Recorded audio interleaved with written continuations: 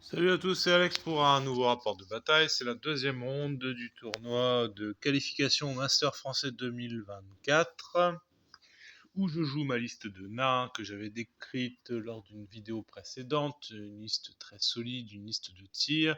J'ai gagné ma première partie contre une armée alliance, une armée Varangur et je affronte en deuxième partie une armée de nains abyssaux dans laquelle il y a très peu de nains.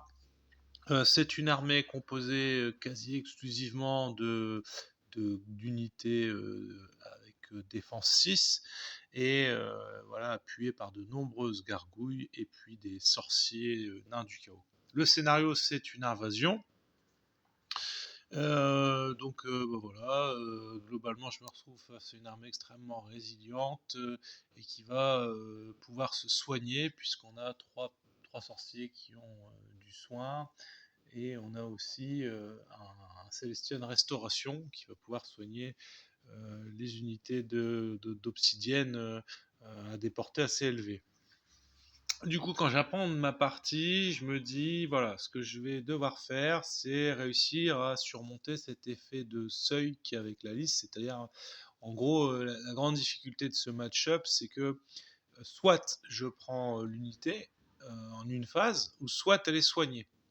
Le problème, c'est que même avec une perforation à 2, ça implique qu'il va falloir quand même faire un nombre de touches assez conséquentes pour pouvoir détruire ces unités. Et du coup, en gros, voilà, sur un scénario de ce type, il va falloir que je maximise mes tirs pour pouvoir limiter l'effet des soins. D'où mon déploiement en fait qui est extrêmement concentré. En fait, là, j'ai aucune raison à me disperser. On est sur une invasion, donc en gros, globalement, le but du jeu, ça va être de détruire le plus possible de golems de l'adversaire et en parallèle à ça, d'avancer ce bloc d'Iron Guard appuyé par mon Behemoth. Alors j'ai bien encadré le Behemoth parce que globalement sur ce match-up, je pense que ce sera la seule unité qui aura plus ou moins un effet sur les corps à corps parce que même les armures avec 5 attaques vont avoir du mal à jouer un rôle. Et du coup, voilà, mon déploiement il est assez simple. Je vais concentrer la totalité de mes sharpshooters derrière le champ, puisque lui, il n'est pas Pathfinder. Et puis, je suis aussi assez impressionné par ses mouvements de surge, donc vraiment, je les ai mis fond de table. Et puis, je vais mettre le maximum d'unités de tir à portée de l'ingénieur, qui va leur faire bénéficier de son aura de tir élite.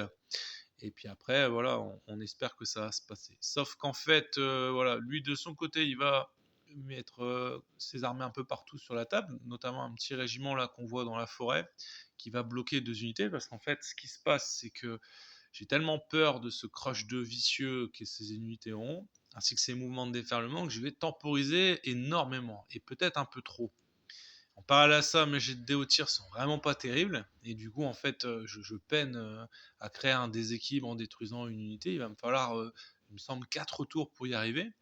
Et du coup, ce qui va se passer, c'est que l'adversaire va profiter de cette temporisation un peu trop abusive de ma part pour pouvoir se positionner sur la ligne médiane avec ses unités. Donc on le voit bien sur le flanc gauche, au centre et sur le flanc droit.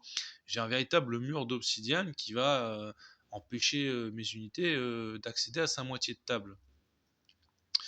Mes tirs n'ont pas été efficaces du tout, et puis mes stratégies, elles ont été beaucoup trop timorées. Et du coup, je me retrouve en fin de partie avec une situation extrêmement délicate, c'est-à-dire que quasiment toute l'armée de Max est située à peu de choses près dans ma moitié de table, et la mienne qui est située à peu de choses près derrière sa ligne. Et de là, en fait, il va commencer à lancer ses charges, et je vais commencer, moi, de mon côté, du coup, à faire quelques pertes.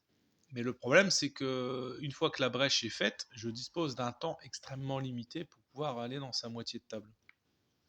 On a, du coup, au centre, comme j'avais créé un déséquilibre sur le centre, j'ai effectivement cette fameuse brèche qui a été créée à la fois par du tir, mais aussi du corps à corps. Et sur le flanc gauche, voilà, je me retrouve avec une unité qui peut passer. Au centre, du coup, j'ai une unité qui passe, donc ça me fait 6 points. Mais lui, le problème, c'est qu'il a 2 hordes qui lui rapportent 3 points chacune, un régiment qui rapporte 2 points, et son élémentaire, enfin son golem majeur qui est puissance 2. Je vais charger avec tout ce que j'ai sur son élémentaire, enfin son golem majeur, sans jamais réussir à m'en débarrasser. Et du coup, je perds un temps précieux. Mais sur le flanc gauche, malgré l'absence de crushing, les petites blessures vont s'accumuler sur ce petit régiment qui me gêne. Et je vais bénéficier deux petits coups de poker. Le premier, c'est un tir assez chanceux avec mes sharpshooters sur une horde qui n'était pas à proximité de motivant et qui va tomber. Et le deuxième coup qui va jouer en ma faveur, c'est le fait que, en fait, au tour 6, je perds la partie.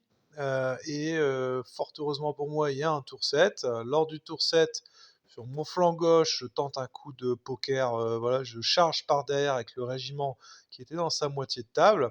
Et pour gagner la partie, il faut que je tue son régiment et que je suis capable de reculer suffisamment avec mon régiment et que je puisse percer suffisamment avec mon autre régiment. Et du coup, bah, ça passe de façon miraculeuse. Et du coup, je me retrouve avec 3 régiments dans sa moitié de table, hein, pour un total de 9 points. Et puis lui, de son côté, il va avoir une horde, son majeur et la régiment, ce qui va l'amener à 3 et 2, 5 et 2, 7 points. Et du coup, je gagne 9 points à 7.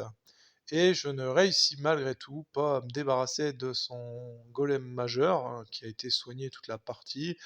Et je gagne donc la partie vraiment de peu finalement. Je prends quasiment aucun bonus. Cette partie c'était quand même assez disputé, hein, et pour moi je ne mérite pas la victoire. Je méritais au maximum un nul. Mais bon, après c'est comme ça des fois.